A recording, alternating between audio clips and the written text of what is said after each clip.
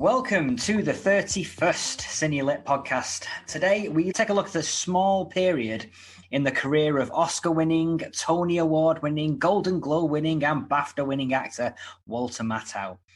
Best known for his appearances alongside Jack Lemmon, for his work with Neil Simon, the playwright, for his appearances in Hello, Dolly, Charade, Grumpy Old Men, and, of course, the inevitable sequel, Grumpier Old Men. But today we are focusing on a short period of Matthau's career from 1973 to 1974, when he decided to become a crime film leading man. I am your host, Adam Marsh, and I am joined by CineLit's resident expert, Daryl Buxton. How are you, Daryl?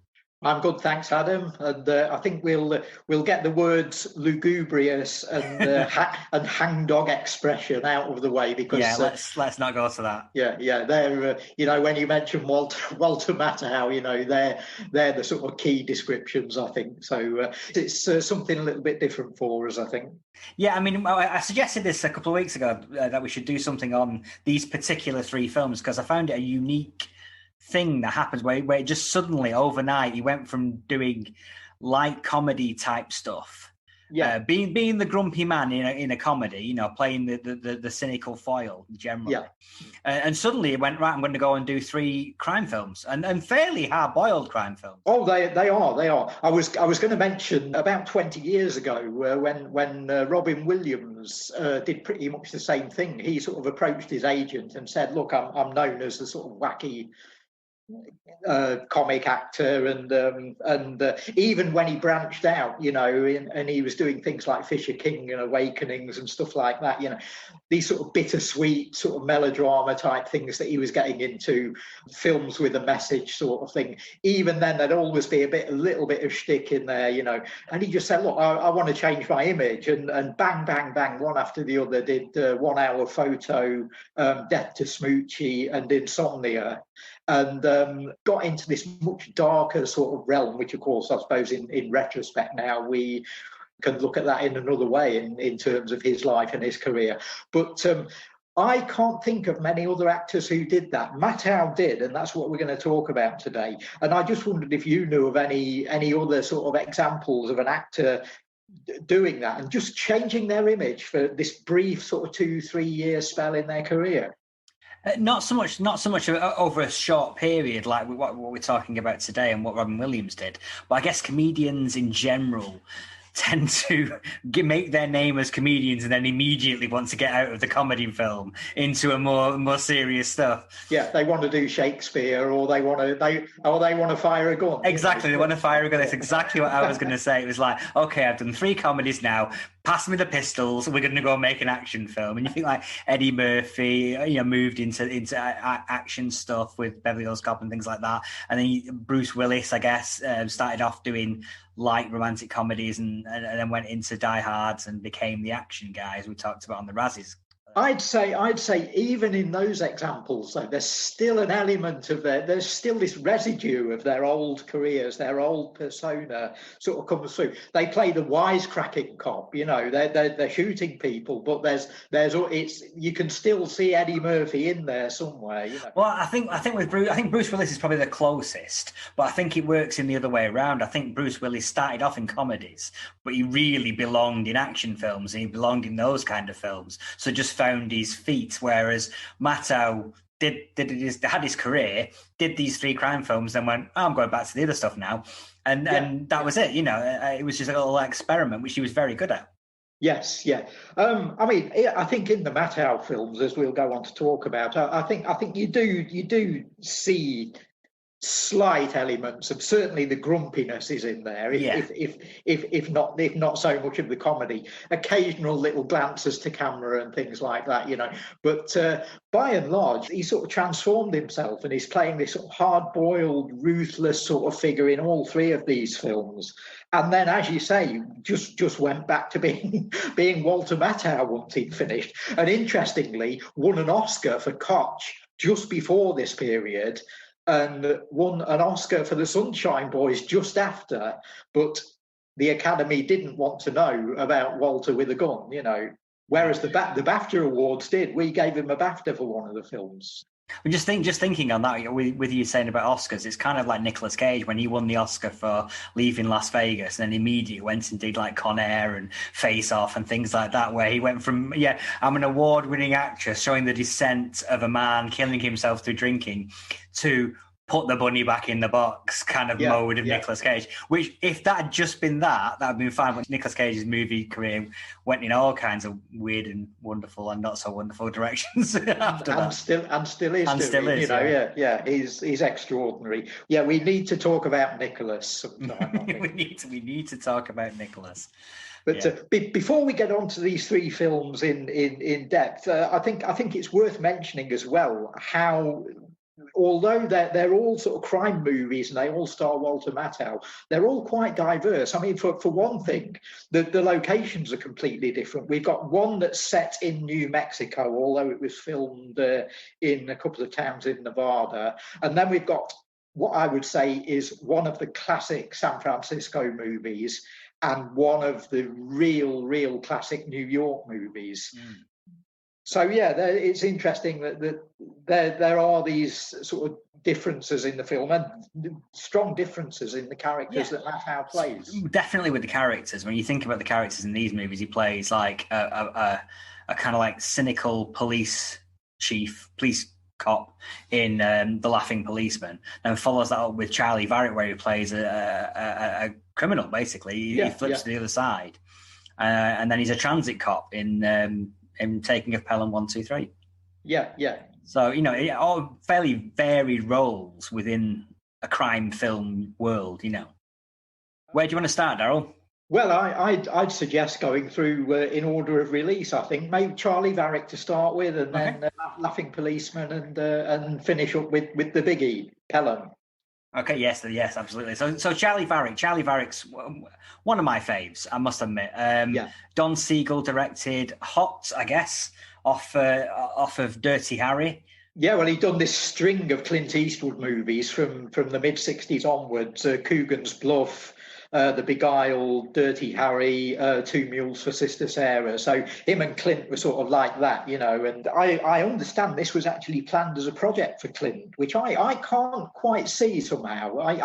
It's the sort of film I could imagine Clint Eastwood directing, but not necessarily. I can't see him as a fit for Charlie Varick. He'd have been a very different character, I think. And it's interesting that there's actually a line in the film where a scene where the character Molly, played by Joe Don Baker, arrives at the photographic studio that's run by Sherry North's character. And he says, "I'm Molly," and she says, "Yeah, I didn't figure you for Clint Eastwood." So there's even this sort of little reference to Clint in there. But I mean, what do you think about that? Do you think there could have been a version of this with Clint, or would it just not have worked? It's funny, as I was watching it, it was crossing my mind whether Walter Matthau was miscast in this role. He himself thought that he was. He didn't like the film. Right. See, because it does feel like, I mean, as much as I love it, it does feel like he is. I want to like Charlie Varick more than I actually do in the movie. It feels like, in some ways you should be on the side of the lead characters, but they're criminals, so they robbed a bank. I think with him, it's kind of that balancing line between likable and ruthless. Yeah. Now, is that you? Is that you wanting to like Charlie? Yes, Varick? Of course it is. Are you wanting to like Walter Matthau? Are you struggling in adapting to this new persona? That's what I was about to say. I mean, it was definitely me struggling to see Walter Matthau as a fairly ruthless character. But as the movie went along, and you kind of lost yourself in his portrayal, it was fine. It wasn't a problem by the end of the movie. I was totally bought and sold. Yeah, I think that Siegel and the script handle it well, because it starts off with him in disguise, and the robbery of the small bank. It's not played for laughs. I wouldn't go as far as to say that, but there's these elements where there's disguises involved, and there's sort of unexpected people inside the bank who are sort of surprised to the staff working there and so on. So it's got sort of the same beats as a comedy, although what we're watching is a sort of violent bank robbery, you know. And before we carry on, let's just briefly summarize the plot, because this is quite an interesting one. Generally you have bank heist movies. You have bank heists that go wrong. You have bank heists that go right. This is a bank heist that goes too right, and that's the gimmick, isn't it? I mean, they rob a bank, and there's way more money than they expected to be there. We've got a bunch of small-time crooks who unexpectedly hit it big. Yeah. And then we go off into the realms of finding out why has this tiny little bank in the middle of nowhere got all this cash. So it can't be good. It can't be a good reason. So obviously that brings in, there's mafia money involved in that, and they realize that they've robbed the mafia via this bank. But we've got Matthau involved, and we've got alongside him as his sidekick. Matthau's playing this sort of laid back sort of figure, as you might imagine, an older sort of member of the gang, the sort of mastermind behind it all. But he's got this younger gang alongside him, a lot of whom get killed early on, and he sort of largely teamed up with one of Don Siegel's great stars of his recent films at the time, Andy Robinson from Dirty Harry. And again, he's playing a real loose cannon here, and very itchy trigger finger and everything. And it's a lovely contrast, I think, between the two. And it does bring out elements of the sort of classic Matthau persona, even though he's fighting against that as an actor. And I think that makes his performance quite interesting. But the fact that he almost is this sort of avuncular sort of figure, simply because the rest of his gang are younger than he is, and they're more likely to go off the deep end. Yeah, I mean, I think the good thing about his character is that he's trying to be he's that mastermind criminal kind of character, and he's trying to play everyone, and you can see him trying to say the right things to the right people at the right times, those kind of things, which sometimes works, sometimes it doesn't in this movie. But particularly with the Andy Robinson character, he's definitely walking on eggshells, trying to handle the character, make sure that he doesn't go off the deep end. Definitely. And then halfway through the movie, we get another sort of shift in the drama when Molly enters the situation. Molly. How great is Joe Don Baker? As great as he always is. He really is. I mean, he's one of those actors that you just think, I don't know. I mean, it feels like he hasn't had enough credit. He probably has. I don't know. But it just feels like people don't know how good he is. And if they do know how good he is, they still don't know how good he is. Yeah, I think Joe Don Baker often seemed quite happy playing these sort of secondary roles. He's had the occasional lead. He was getting leads around this time, but he always gives the impression of someone who's quite happy playing the sort of second stringer, knowing damn well that he's going to come in and steal the movie. Yeah, which he does. Absolutely does. Yeah. No, he's great as this sort of I guess it's adversary. He's the guy that the mafia have sent to track down the money, and you see him almost acting like the police, like a police procedural. He's hunting the money and following the leads. Yeah, he's the guy knocking on doors and asking questions. Yeah. Although much more sinister than any movie policeman. Yeah, a bit more violent as well. I think. Yeah, he is. And some of his stuff's not dated well. I mean, these are early 70s films we're talking about, so there are elements that we'll discuss where Molly's treatment of women, for instance, isn't. Yeah, he's not the most enlightened of characters, is he? But not at all. In some ways, he is the villain. He is a villain. So. Oh yeah, so it sort of goes with the territory, really.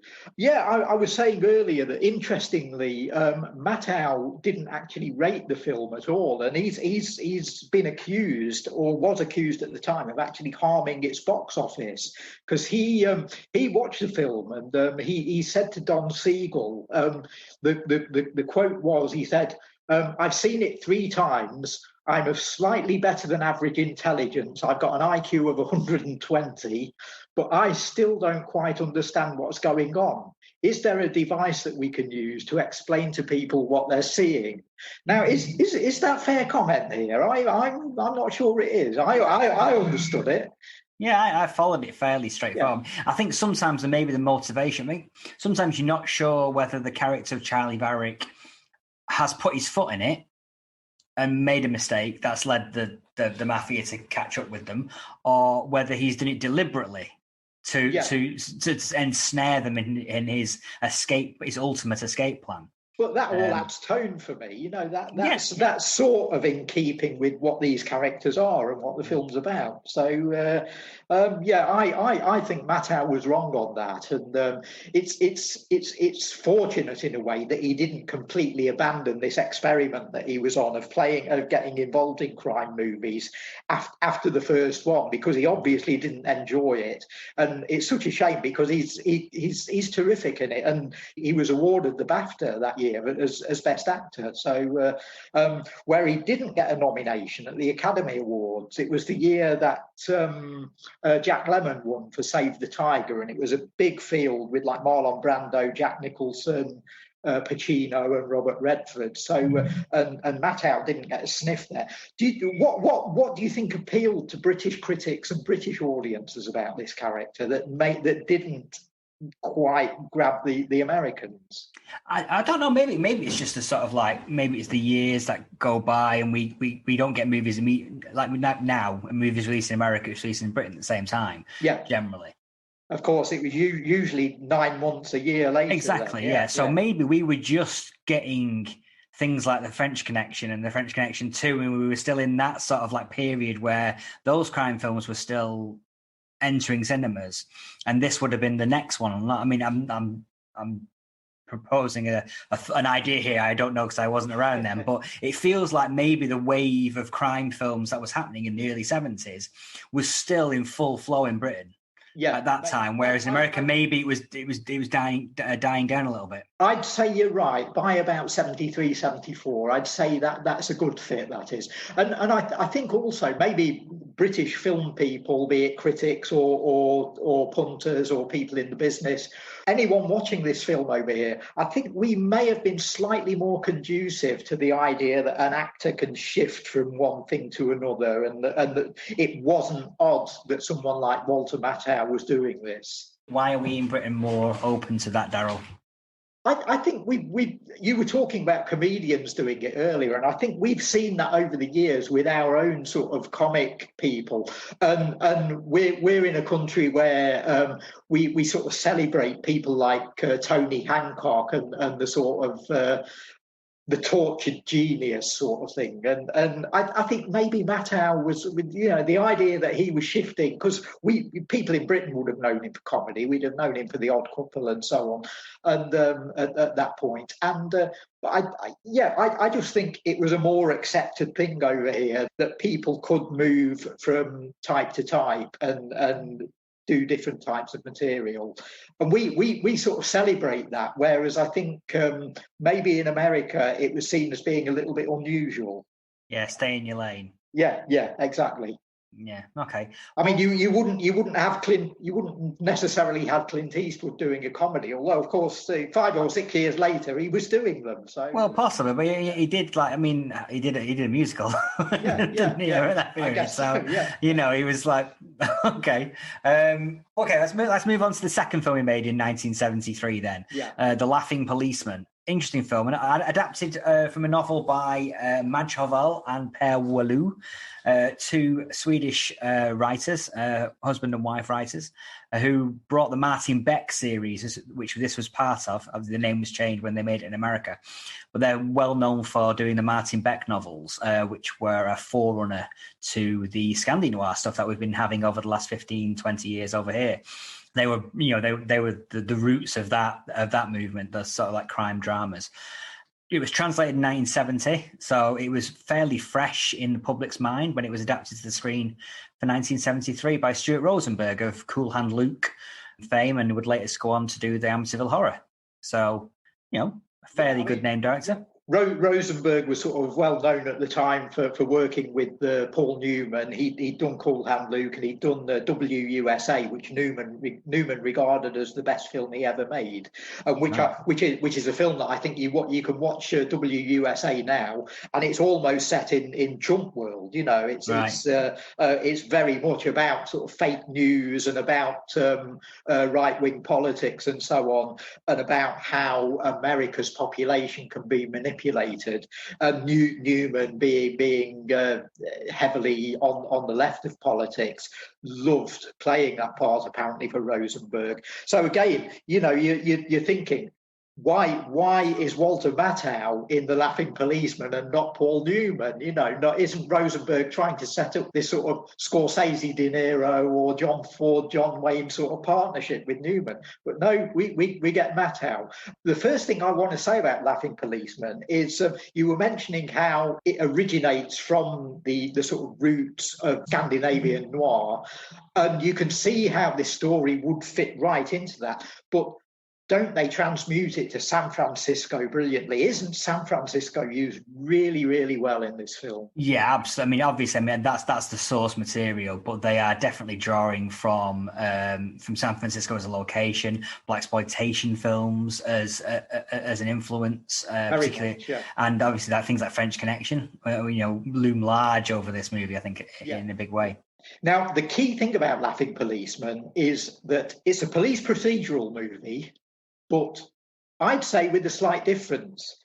You were saying earlier on, Adam, that it sort of harks back a little bit to the hard-boiled sort of 1950s TV dramas.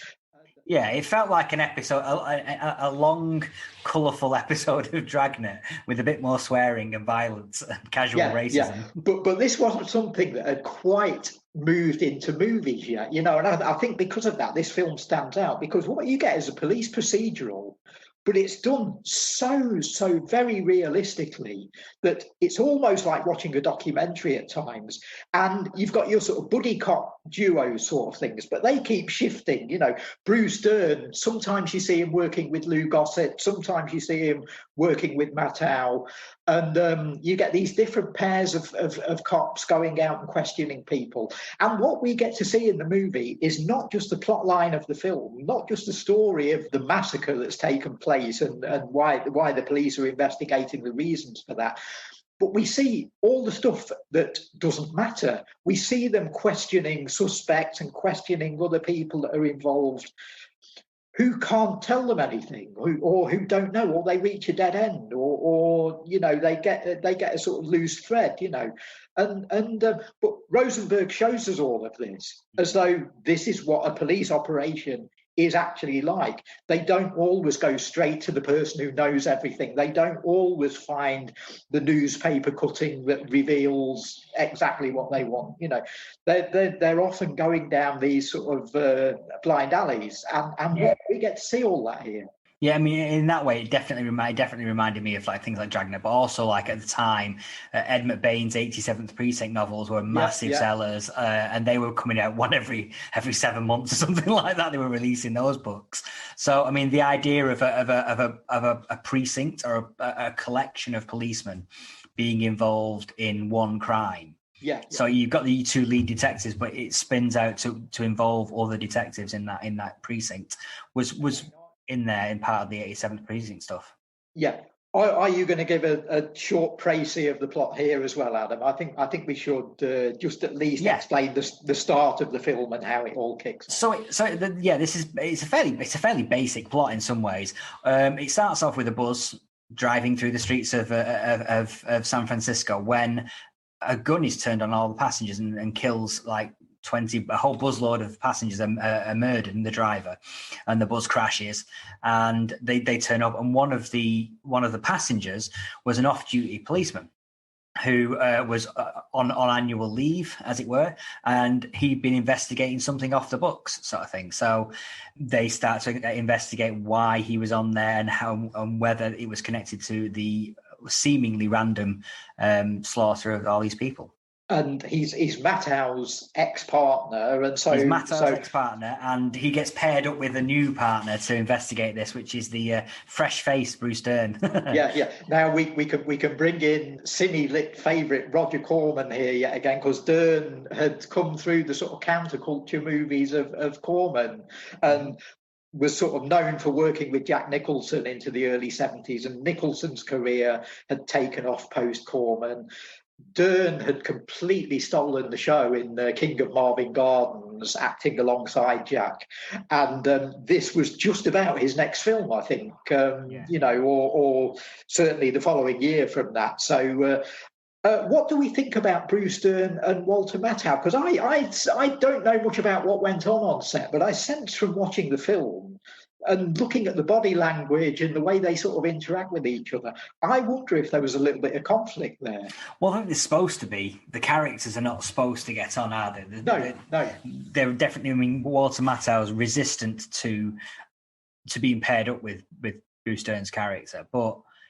And not in a sort of like, God damn it, don't give me another partner. I don't need another partner. Not in that classic 80s way where, I work alone, He's more sort of like, I'm doing it, leave me alone kind of thing. Yeah, and you can tell he's got this sense of duty to his former partner, that he's got to be the guy that sort of finds out what's happening and why he's died.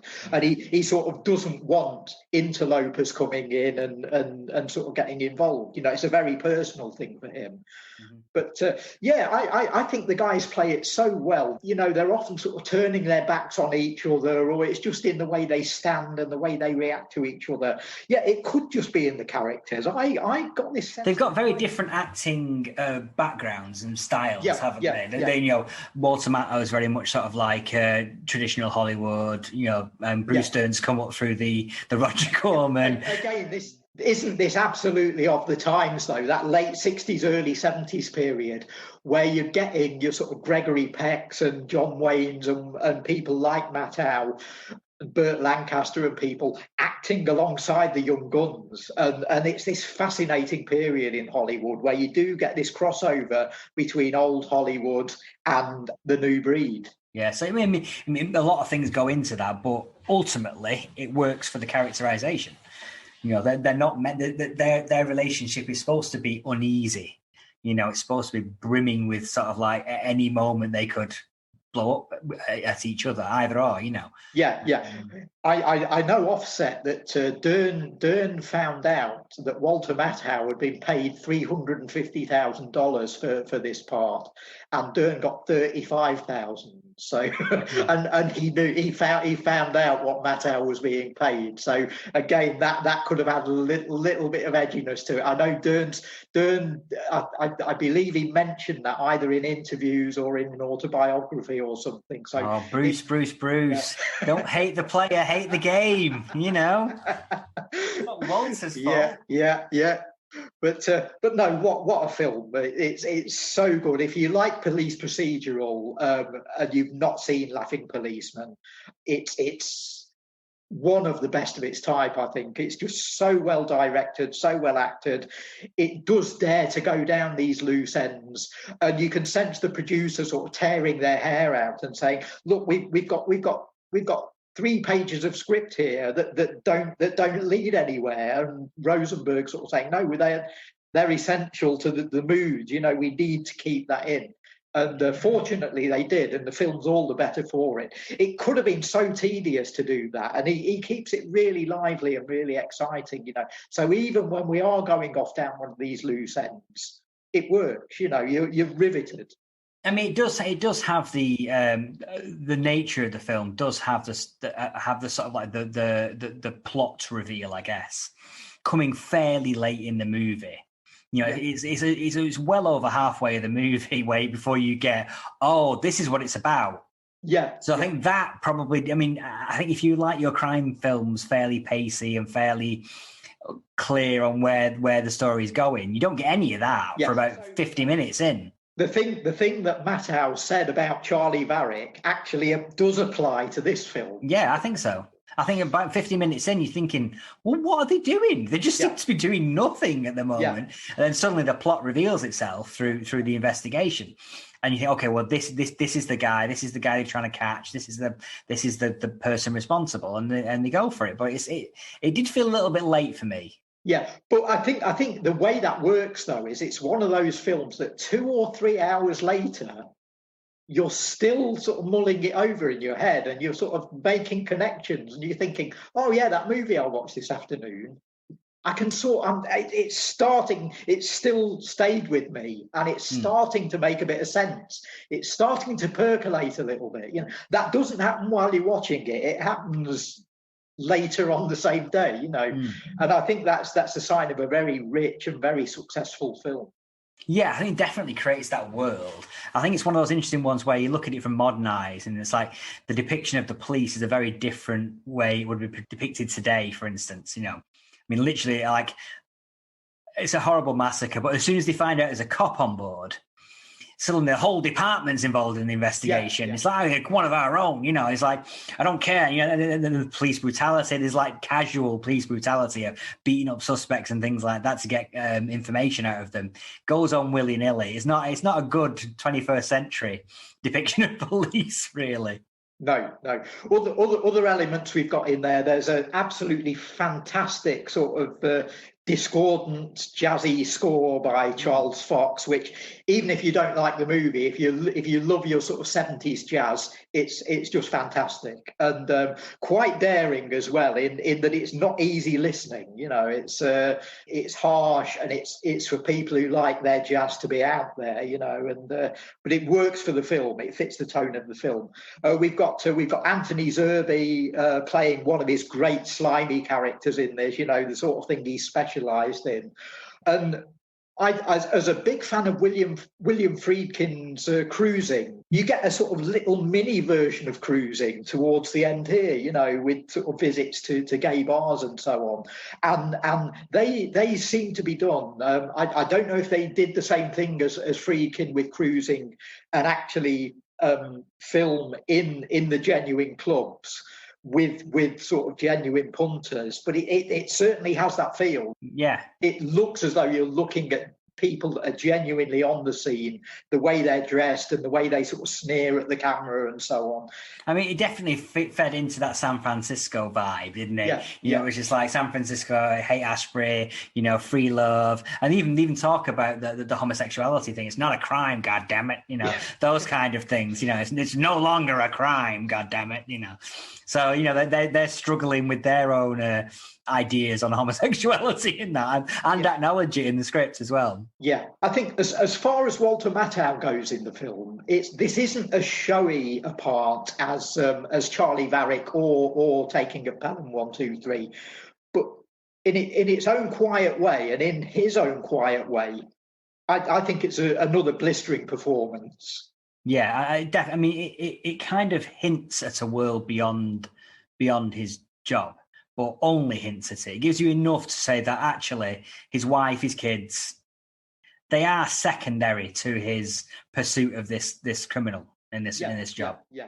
You get this sense that Matthau's character is someone who doesn't have a lot of closeness with other people and doesn't sort of get on with people in general, but he's obviously very close to this partner who's died in this massacre. And it's almost like a personal drive that he's got to investigate this case and got to investigate why. And again, it's almost as though it's similar to Charlie Varick in a way, in that he almost stumbles in this committed drive to find out what's happened to his partner. He almost stumbles into this bigger crime, this whole bigger sort of thing. So yeah, I think two very different films there, and Matthau playing very different characters. But I think there is this sort of connection in the plots in that sense. Yeah, no, definitely. I think guilt also drives that character in The Laughing Policeman a lot as well. I mean, even from the start, he gets the inkling that he's to blame for this. And that only gets reinforced as it goes along. So yes, we've done two fairly hard-boiled crime films in 73, and then in 74 he does slightly less hard-boiled. a bit more fun, I guess, dare I say. More audience friendly. Yeah. Definitely more audience friendly. With the taking of Pelham 1, 2, 3, which has now been remade twice since then. So obviously a very successful movie. It was remade twice. It's had references far and wide, from Beastie Boys songs to Reservoir Dogs, and Tarantino actively lifting the idea of naming all his characters after colours, which does it here in this movie. But it's about a New York subway train that's hijacked by a team of hijackers headed up by Robert Shaw, aka Mr. Blue, who said they're going to execute 18 passengers unless their demands are met. And Walter Matthau plays the transit police chief who is caught in the middle of it all. Yeah, it's great, and Matthau's a really good fit for this, because you do get the sense of him as a real working Joe, and again, like Laughing Policeman, we're watching the whole sort of everyday workings of the sort of subway network as part of the film, and we're not just seeing Matthau, but we're seeing all the people employed around him, and we're seeing people in other sort of hubs around the network. And they're just sort of working stiff, they're getting on with their day. And you get, okay, he's the transit cop working for the line, but you do get the sense that day by day he's doing the equivalent of directing traffic pretty much. And then suddenly everything sort of blows up in his face, and he's got to deal with this major crisis. Yeah, I think one of my favorite moments in the movie is like the depiction of sort of like the characters in that operating room. With you've got the guy who's in charge of the trains, and he just talks about these trains. His world revolves around making sure these trains get here on time. This is the thing.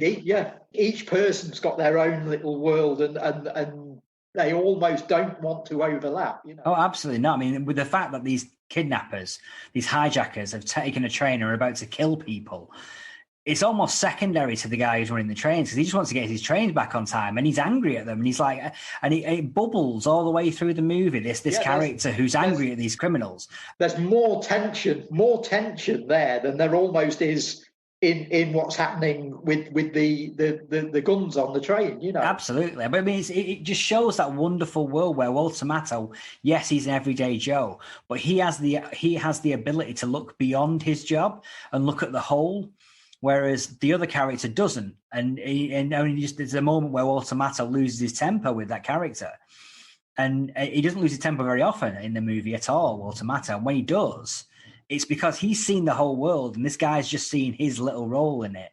And his little role means people might die unless, it's great. It's so believable. You very can, much so. I mean, anyone who sort of works in an office environment or anything like this situation here, in traffic or whatever, can identify with that, because we in our everyday jobs we might not be dealing with people holding hostages and threatening to murder people, but you do get these conflicts in a work situation, and it's that I think this film makes believable. The fancy Hollywood plot is great as well, but it's rooted in this sense of reality and this sense of conflict at work, and that's a lovely contrast to what's happening on board the train. There's a sort of sense of conflict between the gang as well. Interestingly, we don't find out much about the gang. And I think Tarantino in Reservoir Dogs was clearly looking at Pelham, not just in the sense of taking the idea of the colour-coded names, but I think he almost gives us in Reservoir Dogs a sense of what the putting together of the gang in Taking of Pelham 1, 2, 3 must have been like, that they clearly don't know each other all that well. There's clearly a lot of stress there. There's clearly loose cannons there. There's people with different levels of experience in different areas of crime. And it's like they've been thrown together for this one job. And Tarantino in Reservoir Dogs sort of took that and ran with it and made that into what his film was about. But in Taking of Pelham 1, 2, 3, and I think this would have been sort of the convention at the time, it's very nice because there's this whole layer sort of underneath the film that we're not being told about. Why is this crime happening? Who is this gang? And we're sort of left to fill in a lot of the blanks. And I think that it's through the conflict that we find out more about them. And definitely, and also the performances as well. Oh, I mean, you Robert Shaw as the sort of like clinical Mr. Blue in this is just fantastic. Absolutely fantastic. I mean, his next film after this was Jaws, and he couldn't be playing a more different character. You know, it's just so cold and ruthless and very, very matter of fact, and very when he's on the phone to staff at the sort of central hub of the subway, it's all very terse and very clipped, and you know, I'll give you the instructions sort of thing. Listen to me, do what I say.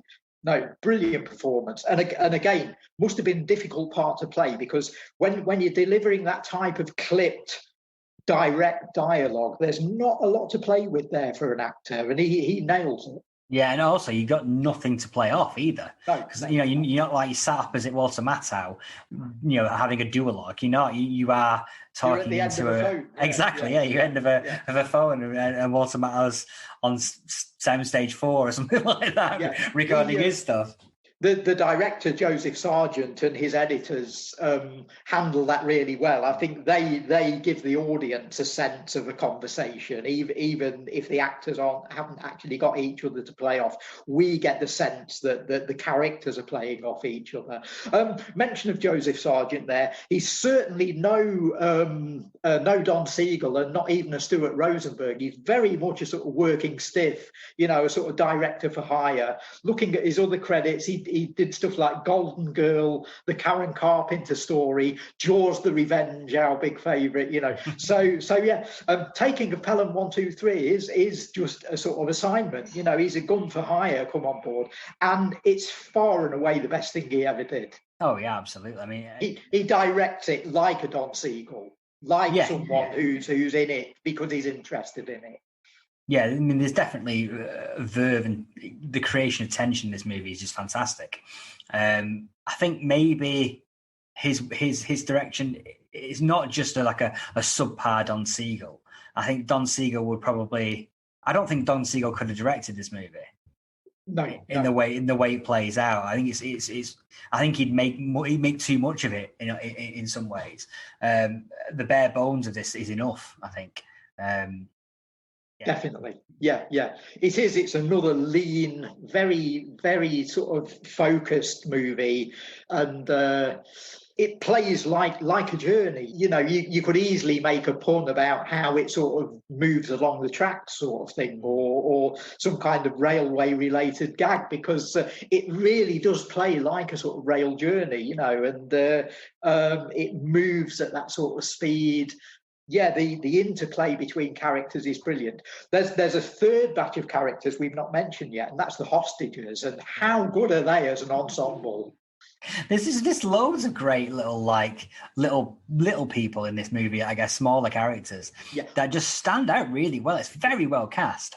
What's interesting about that, and films of that era that you don't get nowadays, and I think William Goldman, amongst others, has suggested that it may have been with the rise of actors like Dustin Hoffman that sort of thing started moving out of movies, where people like Dustin Hoffman or Tom Cruise or somebody like that suddenly realised they got a bit of power, and they looked at the script and they'd see a line, an absolute zinger of a line, that a sort of street vendor or a cleaner or someone would have.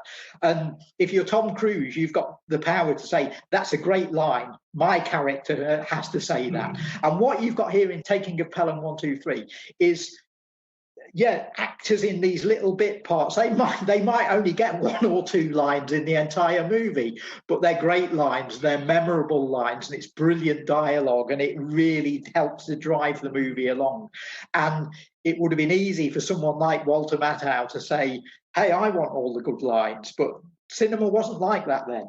No, I mean, you get Jerry Stiller's in this years before, I guess, people knowing him for numerous comedy roles. Yeah. But here he's just playing the second in command, I guess, to Matthau's character. Yeah. And again, he's great. Again, he's not in it that much. Occasionally he'll crop up, and he takes over on the mic when Walter Matthau inevitably heads down for the showdown with Robert Shaw's character, and he's great. It's just takes over brilliantly. Hector Alonso as Mr. Grey, the sort of like the kidnapper, the hijacker, who is probably closer to the edge than the others. He's the unstable guy. Yeah. Crazy one. But great with it. He's really memorable. As crazy performances go, I'd say he's up to Andy Robinson in Dirty Harry level. At the very least. Well, again, Tarantino has sort of borrowed specifically from that character, I think, in Reservoir Dogs. I think Steve Buscemi's character in Reservoir Dogs has got a direct lineage from Hector there. Yeah, no, definitely. If you're a great sort of like hijack crime film fan, this is one of the grade A ones. But if you're a train fan, if you're a subway buff, this is great for you as well, because like you say, you do see the inner workings of a 1970s New York subway train system. Yeah, and again, like Laughing Policeman, you're seeing everyday Joes at work, and you're seeing it done right. You're seeing what actually happens. Yeah, we've not even mentioned the mayor either. Lee Wallace is the mayor. He's fantastic. Lee Wallace and Tony Roberts as the mayor and the deputy mayor, discussing how they're going to handle this situation. Yeah, they've got their own little movie going on. Absolutely, really. Yeah. No, it is almost like a little side movie where they're how they're going to handle it, And I think it's a great line. I think it's his wife, the mayor's wife, just says, pay the money. At least you're going to get 18 guaranteed votes next time round, which is just a great line. Yeah, and again, that's just about her only line in the film, and it's a killer. Yeah, absolutely. It's brilliant. But Robert Shaw, I think we need to talk about a little more because he is just you describe actors as being the heart and soul of a movie, and he sort of is here, but you can't use the words heart and soul about this character, I don't think. No. But he is the core of this, he's very much what everything revolves around, and just absolutely ruthless. But there is a sense of a human being in there as well. Again, he's just a working stiff doing a job, really, I guess, and there is that parallel between what the gang are doing and the tensions between the gang and what's happening in the subway stations and in the control rooms. I think that the two sets of characters there do sort of rub off each other. Yeah. I mean, he was doing. Robert Shaw was doing well in those early 70s. He'd suddenly had like a resurgence in his career, hadn't he? Particularly film career. He'd been in The Sting the previous year, which was a huge hit, and then he cropped up in this in the, I guess, co-lead, I guess you call it, back in the day. He'd also though just done a voiceover in Golden Voyage of Sinbad, so his career was a little bit, sometimes he'd get the good roles, sometimes it'd be, can you come in and do this for a day sort of thing. So I think we showed a documentary about him, didn't we, at Fantastique a few years ago? Yeah, and one of our festivals, and he basically was he was a worker. He liked to work, and he liked to work. When he wasn't working, he'd like to go back to Ireland and sit on his farm, and drink in the local pub. Yeah. So I think he took jobs with regards to what the money was, Yeah. You get the sense with the character that he plays here, Mr. Blue, that he's going to go off and do that. That after he's finished this job, and when they've got their $1 million or whatever the ransom is they're asking for, he's going to go off somewhere and just settle down and relax. And you sense that Shaw maybe connects with this guy a little bit. Yeah, definitely. And the movie connected with audiences. It was a big hit, and like I said, it's been remade twice. Once as a TV movie in the late 90s, and then we've got Edward James Olmos in that, who's a good fit for this character, I would say, and was very big at the time. He's sort of forgotten a little bit now, but very, very big around the sort of turn of the century. Yeah. And Vincent D'Onofrio in the Robert Shaw part, and then of course the biggie, the Tony Scott version. Yeah. I've not seen either of these versions. Tony Scott and obviously directed Denzel Washington and John Travolta in the two roles, which I don't know, doesn't feel like a good fit to me. No. Ironically, it feels like they feel like a better fit the other way around. I'd say so, yeah. You know, Denzel as Robert Shaw and John Travolta as... That would work better than I think it does. The thing is, Denzel's Mr. Nice Guy, and again, it's probably a case of actors' clout there. You know, it's probably a case of him coming in, because Tony Scott and Denzel were a sort of partnership at the time. They were doing a lot of films together, and so when this remake came up, you know, he'd have been a shoo-in for casting, and it may well have been that he was offered the choice of roles, you know, and you can imagine Denzel saying, well, it's obvious, I'll take the good guy, you know. But yeah, that's interesting, Adam. The switching those parts around might have made it better than it was, and might have made it a little bit more sort of unexpected and kept you on your toes a bit more. But it plays out as you'd sort of expect a remake to do. It's a good Tony Scott film, but it's unnecessary. We've seen this film done right, you know, and we don't really need one remake, never mind two. But there you go.